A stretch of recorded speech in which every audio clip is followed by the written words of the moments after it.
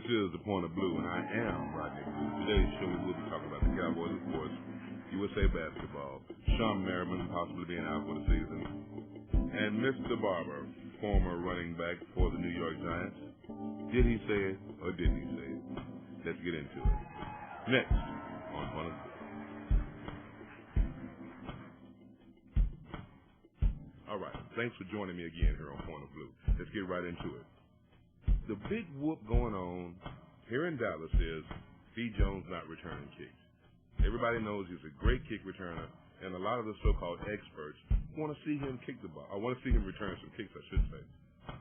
I don't know why. I don't know why you want to run the risk of injuring somebody that's so important to our upcoming season. I like Marion Barber as much as the next guy.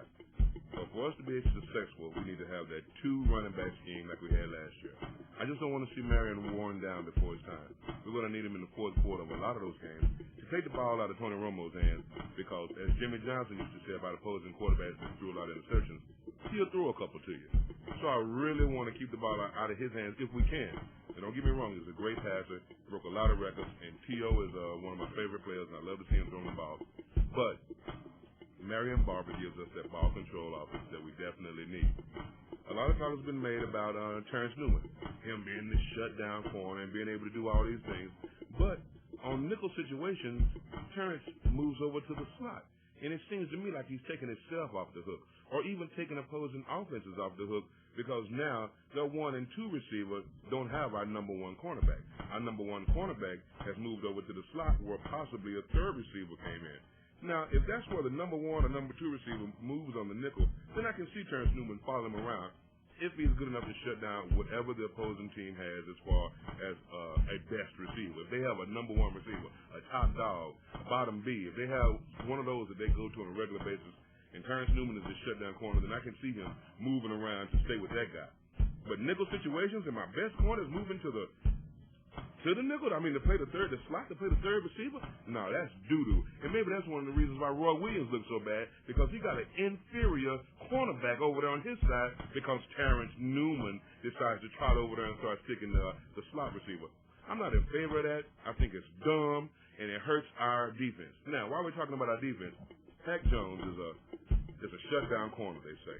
The best corner cover that a lot of people have seen in a long time, if that makes any sense. But anyway, for some reason, I won't say it's because Dave Campbell is back, even though that's what I believe it is, but for some reason, we're really trying to force Pac-Man into a zone mentality. And I guess a zone is cool, but if we got all this talent, if we got Hamlin, and we got Pac-Man, and we got Terrence Newman, we got all these guys right there, I don't see why we don't play more man-to-man, especially if that's the way Pac-Man is most successful. If he has his most success playing man-to-man, then I want to put him in the best position possible to make plays. I'm not going to keep hammering this triangle shape into a square hole. This dude is a triangle, so put him in a triangle position and start trying to hammer him into some kind of square hole because the zone that we run leaves wide receivers wide open all game long. I'm glad we went 13-3, but I'm telling you, you can pass on this team whenever you want to. And if you remember correctly, in my last show, we talked about the inability of this team to stop anybody. And that'll come back to bite you. And I'm sure that zone has a lot to do with that. Not to mention the fact that I would like to see us switch to a 4-3 sometimes because we got the personnel to do it. We shouldn't run a 3-4 defense all game long. I don't care what other teams do it. And I don't care if we have different packages to disguise that 3-4, make it look like this, make it look that. We have the personnel to run a great 4-3. And then that would also take Brady James off the field possibly. So we got a couple of things to think about. We got a couple of things we have to fix. We've had a couple of playoff games. We've had a couple of preseason games that we didn't look so good on. So hopefully we can get that together and we can have a coaching staff that allows these guys to play to their strengths as opposed to hammering them into a role they really don't fit. I am Man Rodney Blue from the Grove, and this is Point of Blue. We'll be right back.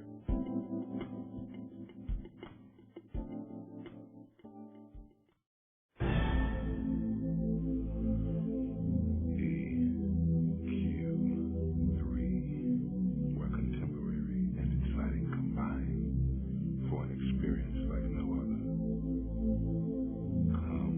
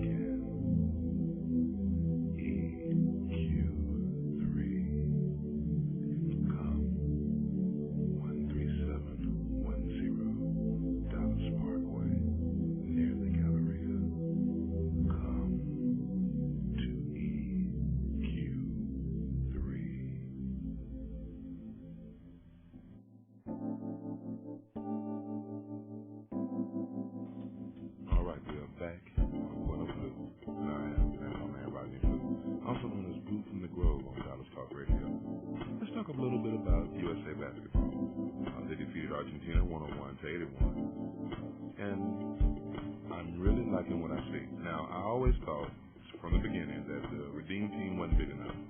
I'm glad they have Howard and Bosch, but the international game is a big man's game, and that's why we lost before. The team was too short. It was almost like that team was built to lose to encourage international basketball, and that may be ridiculous, but people called me ridiculous when I said that the refs were cheating in NBA games, when I said the refs should be investigated for having gambling problems, when I stood out in front of the American Airlines Center with flyers I printed out myself saying that we need to hold the refs accountable.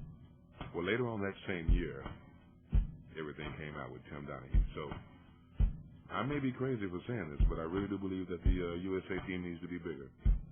I do think they will take the gold. I'm almost certain they will. Haven't had a chance to see it yet. I really don't follow the Olympics a lot because, well, since the very beginning Olympic game, and up until this day during the opening ceremony, they say that the Olympics are an ode to Zeus. And Zeus is a god I don't follow. I only follow the power of the Old Testament, the one that gave us the Ten Commandments. That's the dude that's the creator that I pay attention to. So for that reason, I really don't pay attention to the Olympics. I also don't wear Nikes. Nike being a Greek goddess of victory, I chose not to wear those shoes. I rock Starburys a lot of the time. Adidas, Fila, Reebok. There are other options. Although you wouldn't know that if you looked in an Eastbay magazine anytime recently. But anyway, so that's my take on the Olympics. I think we're going to win the gold. I'm almost certain we will. I'm sure Spain will give us a hard time. But with a leader like Kobe on that team, even though they say LeBron is the de facto leader, with a leader like Kobe on that team, I don't think they're going to go down to anybody. I think that they're going to be the champions. They're going to be the gold medal winners. And it's a foregone conclusion at this point. Sean Merriman of the San Diego Chargers did have a hurt leg, didn't have a hurt leg. Did have a torn ligament, did have a loose ligament. Small operation to play now or major operation and be out for the year. What do you do? Who do you talk to? Who knows? Sean Merriman is a terrific defensive player. Even with the steroid scandal, still, you don't want to see a guy like that, get their career cut short or even their season cut short by injury like that. You want to see those guys get on the field and prove something. Prove that they are what we think they are. Prove that they are what they think they are. Prove that they are what we think they are without the juice. So, however it goes with Sean, I sure hate that because I planned on the Cowboys meeting the Chargers for the Super Bowl. But if that preseason game is any indication, and it isn't, Chargers look pretty good. So we'll see what happens. They've overcome injuries before, and I'm sure they'll be able to now. Wade Phillips left that team in pretty good hands, and they know how to play defense, and they know how to play offense. So we'll see what happens with that. Oh, yeah, I almost forgot. Mr. Tiki Barber. I hate saying that name, some kind of guy or something. Anyway, Mr. Barber, formerly the running back for the New York Giants, the year before they went to the Super Bowl. Yeah, he said it. You see that big old smile on his face? He was so proud of himself for having thought of that line. And I believe he said it.